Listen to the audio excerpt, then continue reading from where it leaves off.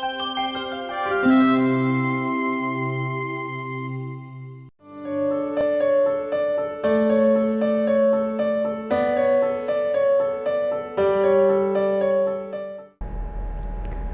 नाम निशा है और उम्र 28 साल है। मैं गुड़गांव से बिलोंग करती हूँ। कुछ सालों पहले तक मेरी ज़िंदगी बहुत हंसती खेलती सी थी। आई कुड वॉक, मैं डांस कर पाती थी, चल पाती थी, बहुत अच्छे से खाना खा पाती थी। Being a foodie I use to love food. But लगभग 1 साल पहले मुझे अचानक से मेरे पैरों में दर्द रहने लगा। मुझे सुबह सुबह उल्टियाँ होने लगी, मैं कुछ भी खा नहीं पाती थी। जब मैंने चेक कराया तो मुझे लगा कि शायद नॉर्मल है, मैंने शुरुआत में इग्नोर कर दिया। बट धीरे धीरे प्रॉब्लम बढ़ती गई। जब मुझे लगभग रोज़ सर में दर्द होने लगा और उल्टियों की समस्या बढ़ गई तो मैं डॉक्टर के पास पहुंची। डॉक्टर के पास पहुंचने पर पता चला कि ब्लड प्रेशर हाई रहता है। उन्होंने मुझे दवाई दी। दवाई देने के बाद भी नॉर्मल रहता, लेकिन फिर वही चीज़ें रिपीट होने लगती। मुझे लगा कि शायद कुछ और इशू है। फिर मैं किसी और डॉक्टर के पास गई जहां उन्होंने मेरा पूरा बॉडी चेकअप कराया। वहां से मुझे पता चला कि मुझे क्रॉनिक किडनी डिजीज़ है। ये पता होने के बाद भी मुझे समझ नहीं आया कि क्या करना है। मैं शायद बहुत ज़्यादा घबरा गई थी। उसके बाद मैं बहुत चक्कर लगाए, दिल्ली, गुड़गांव, हर तरह के हॉस्पिटल में बड़े बड़े डॉक्टरों से मिली। कुछ ऐसे भी डॉक्टर थे जो बहुत फेमस थे, लेकिन उनका अपॉइंटमेंट पाना शायद बहुत मुश्किल था। धीरे धीरे मेरी उम्मीद बिल्कुल ख़त्म सी हो गई थी।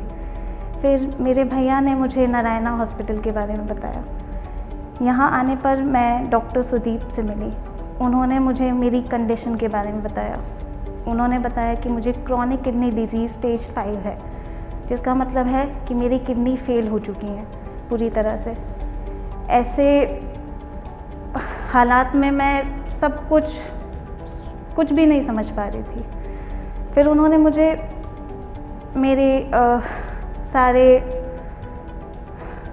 घबराहट को दूर किया। उन्होंने मुझे 2 ऑप्शन दिए, या तो डायलिसिस या फिर किडनी ट्रांसप्लांट।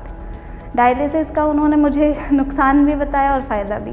फ़ायदा ये था कि शायद मैं एक ठीक तरह से ज़िंदगी जी सकती थी, लेकिन उसका नुकसान ये था कि मैं प्रॉपर वो चीज़ पहले की तरह नहीं जी सकती थी।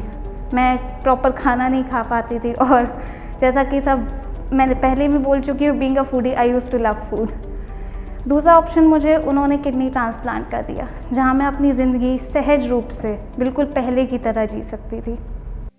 फैमिली में हमने काउंसलिंग की कि अगर कोई भी डोनर है जो डायरेक्ट रिलेशन में है निशा के, जो अपना गुर्दा निशा को देने के लिए तैयार होगा, वो आगे आए, अपनी जांचें कराए, और अगर वो फिट पाया गया तो हम किडनी ट्रांसप्लांट की प्रक्रिया शुरू कर देंगे। थैंकफुली उनकी मदर सामने आई गुर्दा देने के लिए। उनकी हमने सारी जांचें कराई, जिसमें ब्लड के टेस्ट थे, यूरिन के टेस्ट थे, अल्ट्रासाउंड थे, DTPA स्कैन जो गुर्दे का फंक्शन बताता है दोनों किडनीज़ का। और जब हमें पता चला कि उसकी मम्मी फिट है गुर्दा देने के लिए, तो हमने मदर को किडनी ट्रांसप्लांट डोनेशन के लिए एज अ डोनर लिया। मेरी लाइफ धीरे धीरे नॉर्मल होती गई। जहाँ पहले मेरे को पैरों में दर्द, कमर में दर्द, सर में दर्द और चल ना पाने जैसी समस्याएं होती थी, आज मैं 6 महीने बाद पूरी तरह से अपनी पुरानी अवस्था में आ चुकी हूँ, जहाँ मैं खुलकर जी सकती हूँ, जहाँ मैं खुलकर कुछ भी खा सकती हूँ, जहाँ मैं खुलकर डांस कर सकती हूँ, हंस सकती हूँ। मुझे अब सांस नहीं चढ़ता कुछ भी करते हुए। मैं थकती नहीं हूँ जल्दी से। ये देखना है कि किडनी ट्रांसप्लांट के बाद एक यंग इंडिविजुअल अपनी नॉर्मल ज़िंदगी वापस पा सकता है और जी सकता है, और अगर वो अपनी डॉक्टर की एडवाइस और मेडिकेशंस के साथ एडहेयर करे तो वो एक अच्छी और लंबी ज़िंदगी, हेल्दी लाइफ जी सकता है।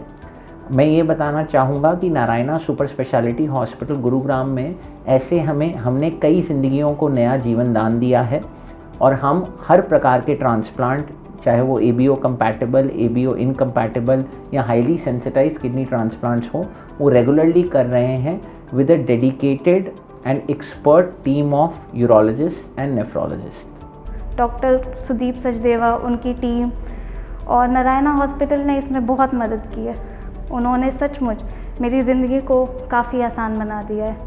और इसमें जहाँ मेरी मदर मेरी डोनर थी, आज वो नॉर्मल हैं, उनको किसी भी तरह की कोई समस्या नहीं है। इनफैक्ट 6 महीने हो चुके हैं, अब तक वो अपनी ज़िंदगी बिल्कुल सहज रूप से एकदम आराम से जी रही हैं। और मैं आप सबको सबसे अनुरोध करूँगी कि अगर आपको ऐसा लगता है कि आपको पैरों में दर्द है या हाई ब्लड प्रेशर की समस्या है, तो मेरी तरह उन सिम्टम्स को इग्नोर ना करें। जल्द से जल्द आप किसी भी हॉस्पिटल में जाएं और अपना चेकअप ज़रूर कराएं।